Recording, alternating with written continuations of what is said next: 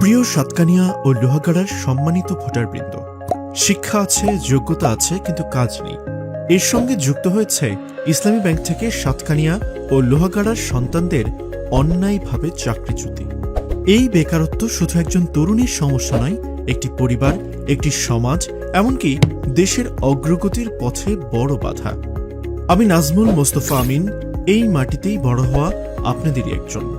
আপনাদের আস্থার ভোটে সংসদে কথা বলার সুযোগ পেলে বেকারত্ব দূরীকরণ হবে আমার অন্যতম প্রধান অগ্রাধিকার।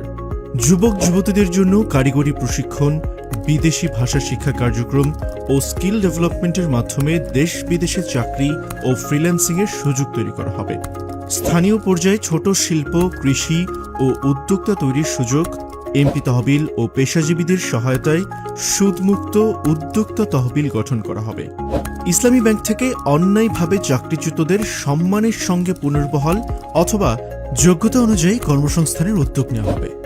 সাতকানিয়া ও লোহাগাড়াকে শিল্প হাবে রূপান্তর করে স্থানীয় সন্তানদের অগ্রাধিকার ভিত্তিতে কর্মসংস্থান নিশ্চিত করা হবে।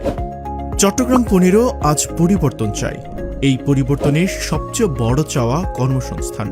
আমি নাজমুল মোস্তফা আমিন কথা নয়, বাস্তব উদ্যোগের মাধ্যমেই পাশে থাকতে চাই।